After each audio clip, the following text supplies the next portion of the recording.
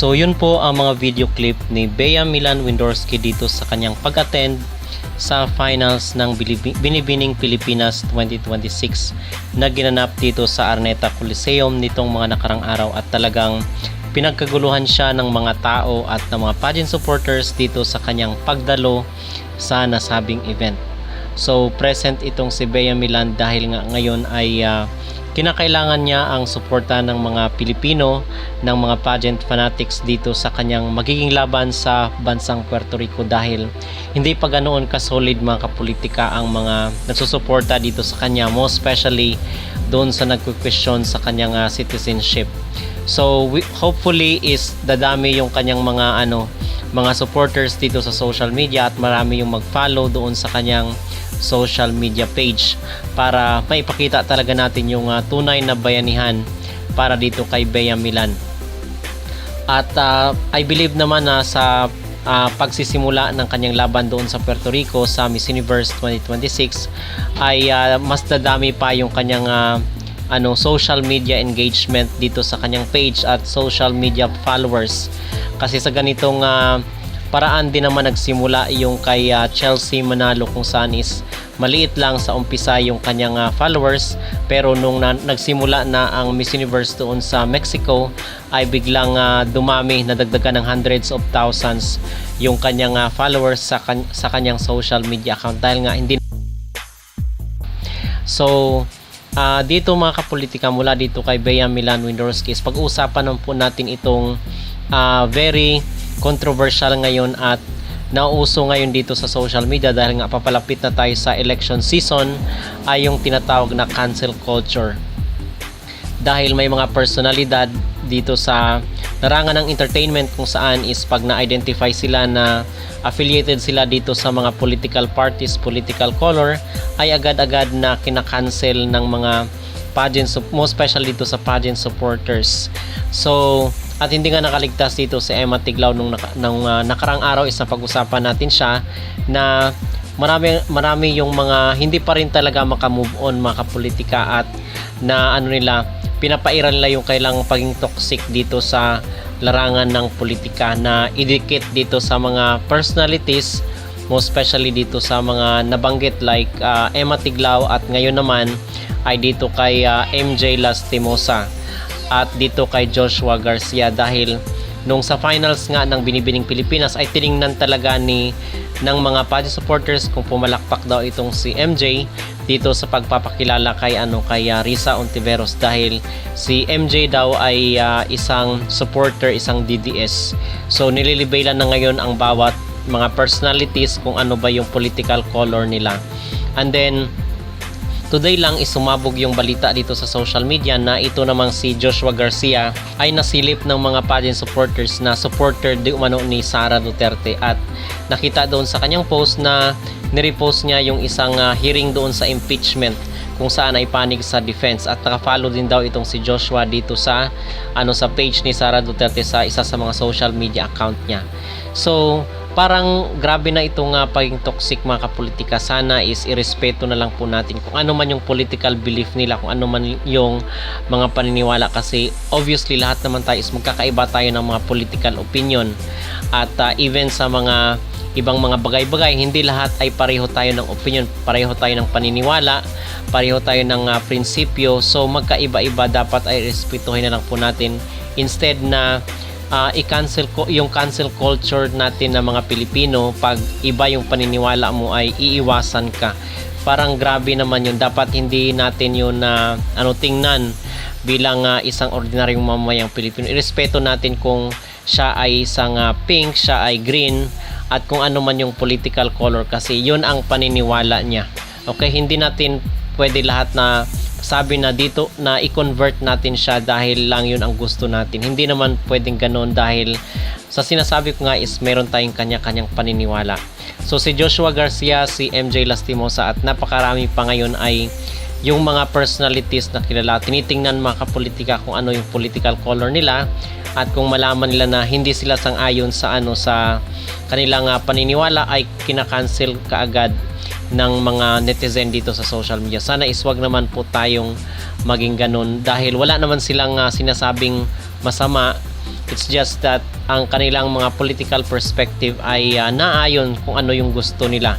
Kaya sana is wag nating pagbawalan, wag nating i-cancel yung ganong mentality is hindi po siya maganda dahil nga ang ating bansa ngayon is napaka-toxic mo, especially sa usapin ng politika, at sana is wag na po tayong magdagdag.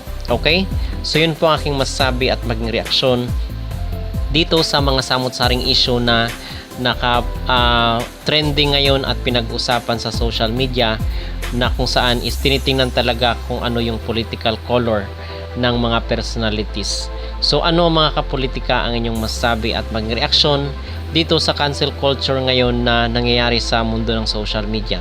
Dapat ba nating tingnan ang kulay ng politika ng isang tao?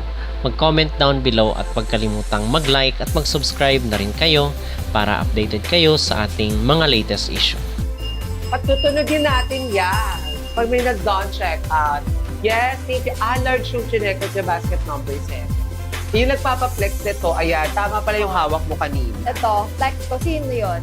Oo, yung cream, basket 5 and 17, cream and white. O, loko, panis. Meron kaming pang-flex.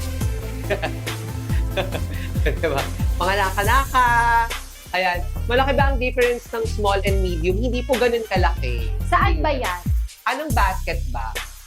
Rak na kapan, kataka, riw. Thailander ka na rin, no? Sawati ka. Hoy, ma! Kapana ka. Ako na kap. Oo. Mind Jacket. down, tigno. Although hindi siya nabibilhi. Jacket ko number Ito yun, 3. diba? Flash sale basket 17 Nima, discount student ko. Flex 13. Flex 13. Sino si 13? Ito yung suot ko. Basket Ito, number 30. Ako ang ipiflex, hack. Wala kayo magagawa. May pocket. Wala. Bakit ka maghahanap ng pocket kung okay na yung jacket? Totoo. Rhyming. Totoo. Maganda siya, ha? Iba yan? Hindi ba ito yan? Di ba? T-shirt. Alin ang isusukat, Sinjay? Hindi raw po ba malaki difference ang jacket na suot mo, ma'am? Small and medium. Hindi. Konti lang. Konti lang. 13, ito. Alin yung isusukat, Sinjay? Ma'am, hindi ko okay. mapipirmahan yung order mo. Punta ka na lang sa coronation night. Oo, tama. Sama ako siya. Diba? Ito yung basket number 13. We have pink, we have gray, and we have green. O ano pang gusto mong kulay? I-flash sale si 17. Naka-flash sale na yan, si 17. Actually, may discount na siya. Oo. Actually, sa kanya 22% eh.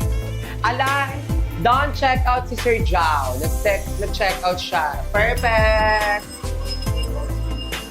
Yung medium na white, medium kasi ako. Pwede ba boy yun? Ano yung CJ?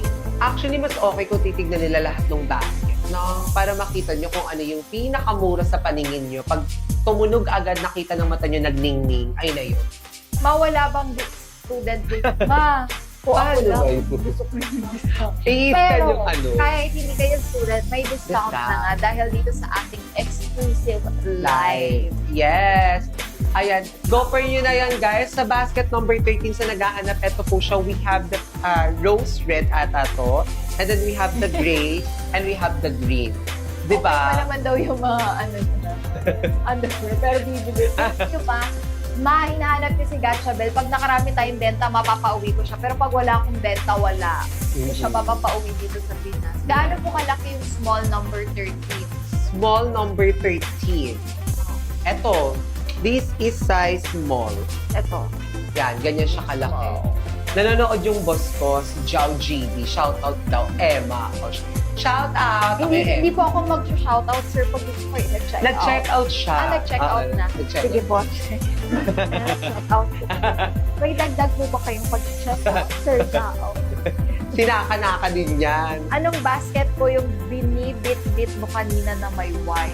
Eto. May bit-bit ako, pero problema siya. Ito yung bet Bad last nila. Ito. Ito. 5 yan, di ba? Anong basket to? 13,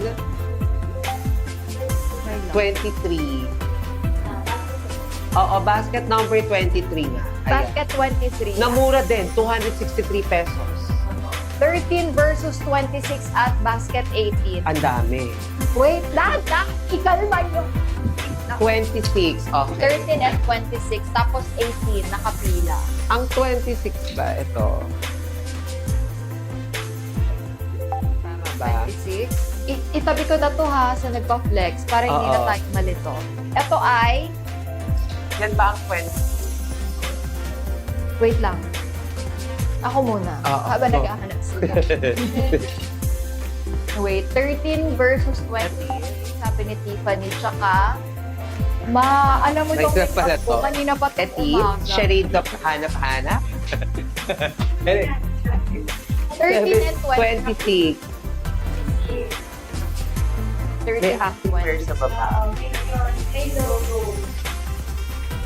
Ganda ng hair mo, ma'am. Ano mo? Kanina pa tong ayos Ito? ko kasi nag-talk tayo sa 13 Way ng Pilipinas. So, kaninang 8 pa ako, kaninang 8 pa ako nag-ayos. Tapos, Parang after wali. nung work ko na yun, chichika muna ako sa inyo habang hinahanap nila yung 13, 26. Yung 18, ano yung 18? Oo. Ito ba yung 8? Ano saan yung 18 here?